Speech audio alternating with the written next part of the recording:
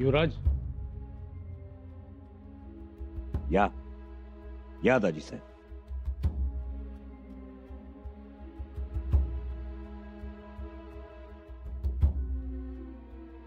युवराज, मुजरा घ्या. राजे, आमचा पण मुजरा. काय करताय दाजी साहेब? महाराज गेले, अहो निरोपच मिळाला नाही वेळेवर. त्यात आम्ही मोहिमेवर अडकलेलो. मग सकवार मातोश्रीनंच पुढे पाठवलं. युवराज,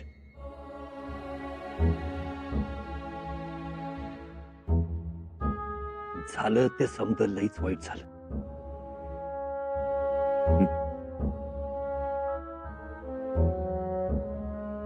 एका पाठोपाठ मोठी संकट आली तुमच्या. आपला तारणहारच गेला. दाजी साहेब, जे होऊ नये ते झालं.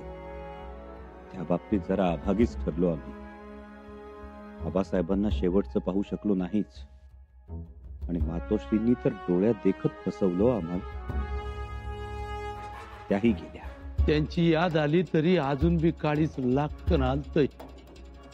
होय, अहो कवा एकदा तुम्हाला भेटतोय असं झालं होतं आम्हाला. तुम्ही आलात बरं वाटलं. बाबासाहेब नाहीत, आता तुम्हीच आमच्या पाठीशी आहात. पाठीशी का? बरोबरीनं खांद्याला खांदा लावून चालू आम्ही. बास, हेच पाहिजे होत. युवराज, हे दोघं भी वाघ आहे. ती वाघ. अलबत त्या दोघांच्याही हिमतीची आम्ही कायमच दाद देतो. अहो द्यायलाच पाहिजे की युवराज. तुम्ही चालू केलेला आखाडा आम्ही अजून सुरू ठेवल्या. तुमच्या शृंगारपुरी अश्वपथकासारखी पथकं आम्ही बी उभारल्यात. शृंगारपुरात आता आमचा दरारा रोज शड्डू ठोकत असतोय, आणि म्हणूनच सगळ्यात जास्त वसूल बी आमचाच असतो. बडी बात है ये. हो कलश भाऊ, रयत आमसनीच राजा मानते. आमचाच शब्द शेवटचा असतोय तिथे. शृंगारपूर दाभोळचे लोक अजून जुन्या गोष्टी विसरलेल्या नाही. म्हणून आम्ही म्हणत होतो राजे, का या दाजी साहेब, लांबचा प्रवास करून आलात तुम्ही, दमला असा. विश्रांती घ्या, आपण नंतर बोलू. हे बेस, हे बरं राहील असं म्हणताय.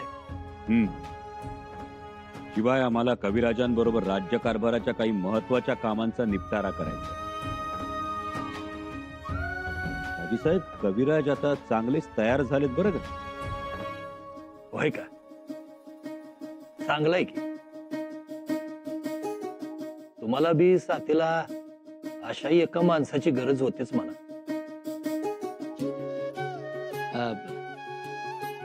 युवराज, येसाजी कृष्णाजींना का खोळंबून ठेवलं या? जाऊ द्यावं का त्यांना?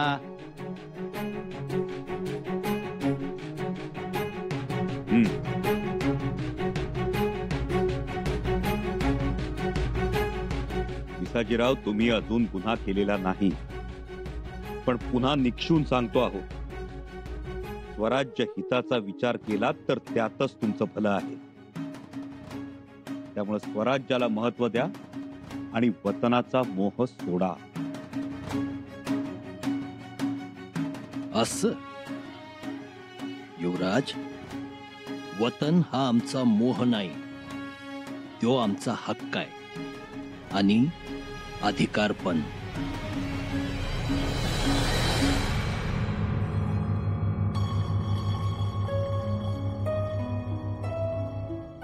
वहिनीसा, यावं का? या ना. झाली विश्रांती? होय. आमचे दादासाहेब कुठे आहेत? अहो, त्यांना त्यांचा व्याप, आणि व्याप काय कमी आहेत का? पण खरं सांगायचं तर या घराला कुणाची तरी दृष्ट लागली. अहो, एवढं मोठं नांतं घर, लाखोंचा पोशिंदा. आबासाहेब गेले, मातोश्री गेल्या, तुम्हा दोघांवर सगळी जबाबदारी आली. आता काय निभवायची? आम्ही म्हणत होतो स्वराज्याची काही जबाबदारी आमच्या स्वारींवर सोपवावी. स्वराज्यासाठी तलवार गाजवायला ते एका पायावर तयार आहे. बघा, विचार करा. ताईसाहेब, बरं झालं तुम्ही सांगितलं. आम्ही सांगतो युवराजांना. आणि सांगा, घट्ट राव म्हणावं. काही काळजी करू नका, आम्ही आहोतच. तुम्ही बसा, आम्ही काहीतरी खायला आणतो. नाही, नको. आमचे चिरंजीव शंकराजी उठतील आता. आम्ही जातो, निवांत येऊ. बर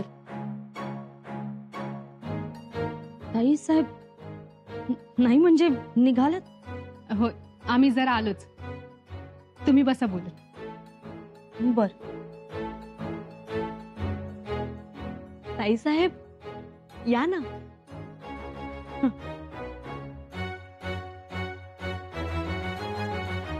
दादासाहेब कुठे? दादासाहेब? नाही, जरा ते बोलायचं होतं. ताईसाहेब, आमच्या दादासाहेबांकडे आमचं लक्ष आहे.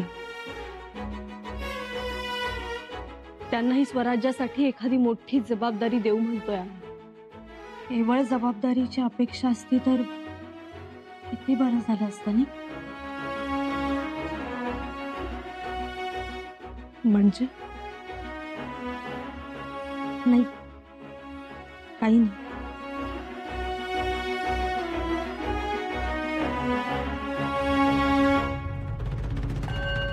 युवराज, विचारायचं होतं, आज्ञा आहे? कविराज, परवानगी कसली मागताय? बोला. नाही, घरचा मामला आहे म्हणून परवानगी मागितली. युवराज, आपण मोठ्या शिताफीनं विषय टाळला. कविराज, याचा अर्थ आमच्या दाजी साहेबांच्या बोलण्याचा रोख तुमच्या लक्षात आला तर? जी युवराज, ते वतनाच्या मुद्द्यावर येतच होते की आपण त्यांचं लक्ष दुसरीकडे वळवलं. याच अपेक्षांच्या ओझ्यांची आम्हाला भीती वाटते हो कविराज. बाबूजीरावांना कितीही वेळा सांगितलं तरी वतन हा विषय काही त्यांच्या मनातून जात नाही. परंतु तुम्ही त्यांना नीटपणे समजावून सांगा. सांगू? सांगितलं तर कदाचित ऐकतीलही ते. कविराज, आमच्या दाजी साहेबांच्या नावातच राजेपण नाही, स्वभाव सुद्धा राजासारखा आहे त्यांचा. आणि मनाचेही राजेच आहे. आमचे सासरे पिलाजी राजे शिर्के यांचा तर केवढा आधार आम्हाला. आम्ही कोणतीही गोष्ट मागावी, कोणताही हट्ट धरावा आणि त्यांनी तो पुरवावा. सगळ्या निष्ठा स्वराज्याच्या पायाशी. आबासाहेबांचा विचार हाच त्यांचा आदर्श. कन्होजी राजेही तसेच. आपल्या वडिलांबरोबर संपूर्ण कोकण निर्धोक राखलाय त्यांनी. सगळं सगळं चांगलं आहे हो कविराज. फक्त एकच गोष्ट, वतन. परंतु युवराज, ह्यातून मार्ग काढावाच लागेल. आता आलेच आहेत तर तुम्ही तुमचा ठाम निर्णय त्यांना सांगा.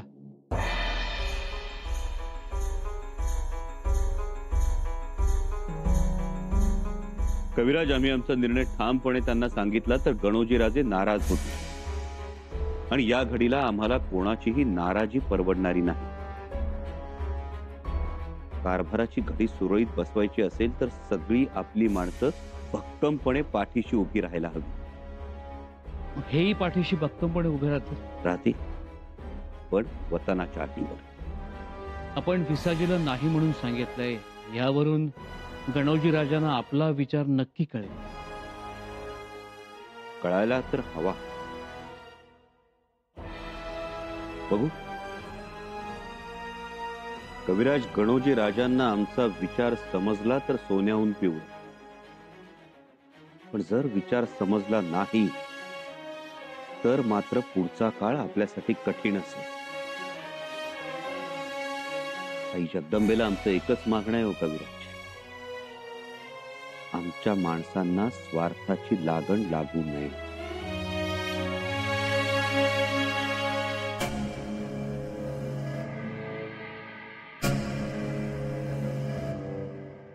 काय झालं? झालं का बोलणं?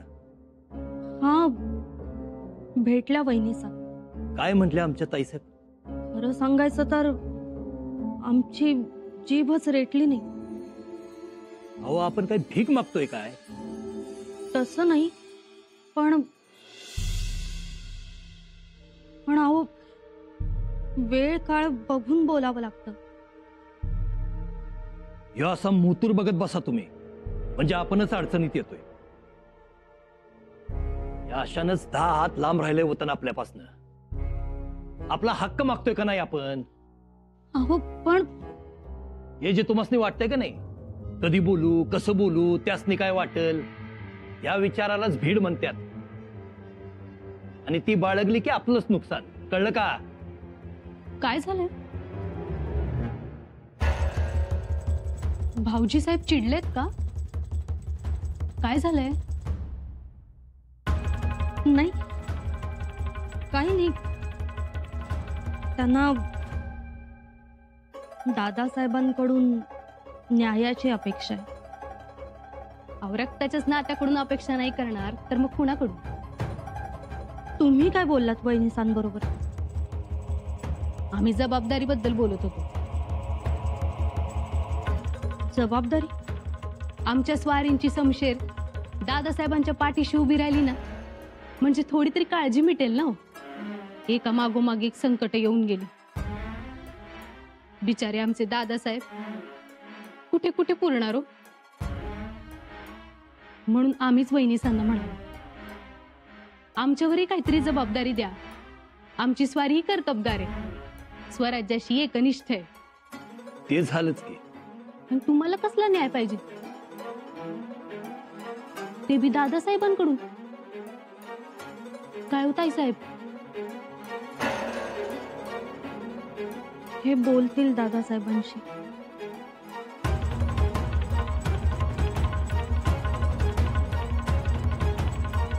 आणि मुतपाक खाण्यात सांगून ठेवा, आज आमच्या दादासाहेबांच्या पसंतीचे पदार्थ करावे लागतील.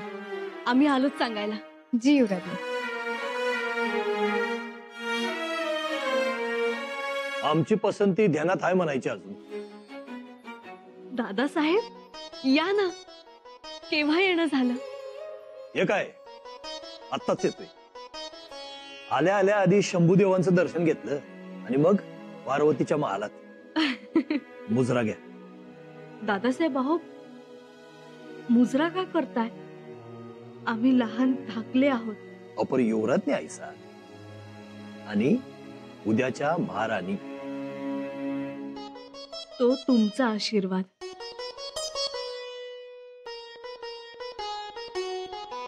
हेच आमचा आशीर्वाद आहे, ती विसरू नका म्हणजे झालं. नाही दादासाहेब, कधीच विसरणार नाही आम्ही. मग झालं की आम्हाला तरी दुसरं काय पाहिजे? तुमचं सुख असलं म्हणजे झालं. तसं बघितलं तर रायगडाचे जावई आहात तुम्ही. काय ताईसाहेब, तसं बघायला लई मोठ्या मोठ्या पदव्या, खिलती किताबती आमच्या नावामागं वर्षानुवर्ष लोंबकळतात.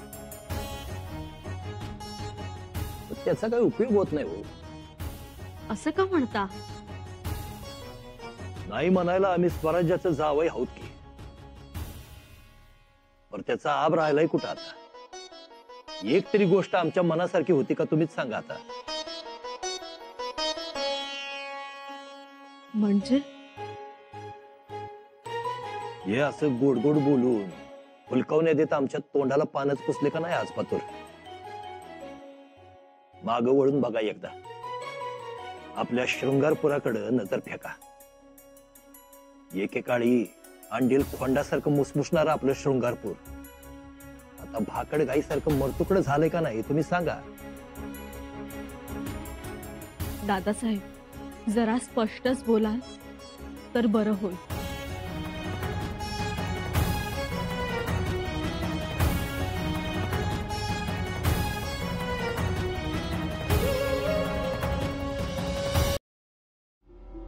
दादासाहेब, ताईसाहेब तुम्ही? दादासाहेब थोडं महत्वाचं बोलायचं होतं. या महालात बोलू. नाही दादासाहेब, तिथं वहिनीस आहेत. आता इथे एकटेच आहात तर बोलतो आम्ही लगेच. बरं बोला. आमच्या यजमानांना तुमच्याकडून खूप मोठी अपेक्षा आहे. मगाशी भेटले तेव्हा काय बोलले नाहीत हरजिराचे? ते संकोचले असतील, पण आम्ही तुम्हाला सांगतो ना दादासाहेब, आमच्या यजमानांना दक्षिणेकडची जबाबदारी द्यावी. नाही म्हणू नका, आमची एवढीच विनंती आहे.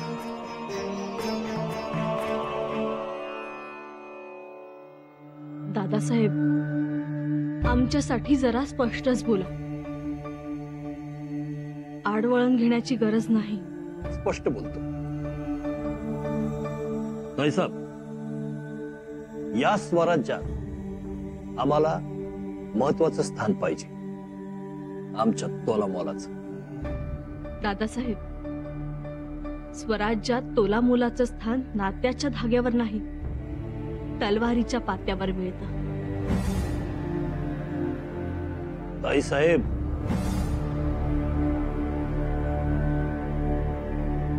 तुम्हीच विसरला सा? आमच्या आबांनी काल पायथा मारला म्हणून तुम्ही आज्यात माथ्यावर जाऊन बसलाय आज. रायगडाच्या पायथ्याला असलेल्या दगडधोंड्यांवरचं शिरक्यांचं रागात अजून सुकलं बी नसेल. आम्ही शिरक्यांच्या तलवारीच्या पात्याबद्दलच बोलतोय. नात्याच्या धाग्यानं सुजमवाय बघत नाही आम्ही. पण आबासाहेब तसं काही बोलले नाही आम्हाला. बोलायलाच पाहिजे. समध्या गोष्टी बोलूनच होणार असतील तर बोलाय सांगतो त्यास.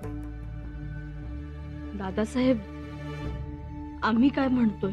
काय बी म्हणू नका. आम्ही जे सांगतोय तेवढं ऐका. ही जबाबदारी, महत्वाचं स्थान तुम्ही द्याल न द्याल ते पुढचं पुढं बघू. आता आम्हाला आमचं वतन पाहिजे.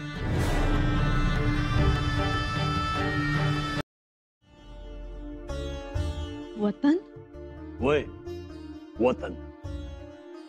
आमच्या हक्काचं वतन. दादासाहेब, आम्ही काय म्हणतो? ताईसाहेब, अहो, महाराजांनी वतन द्यायला आडीवेडी घेतले आम्ही समजू शकतो. आमचे सासरे होते ते. पण तुम्ही आमच्या ताईसाहेब व्हायचा. तुम्ही तर असं हसत हसत वतन द्यायला पाहिजे आम्हाला. हे बघा दादासाहेब, आम्ही असं म्हणत होतो. ताईसाहेब, जे हाय ते हाय, जे नाही ते नाही. ताईसाहेब, आणि आम्हाला तसं वचन बी पाहिजे. वचन? होय, वचन. म्हणजे आम्ही निर्धास्तही राहू, आणि समजा आमच्या यजमानांनी विचारलं तर आम्हालाही त्यानं वचन घेतल्याची बाब सांगता येईल.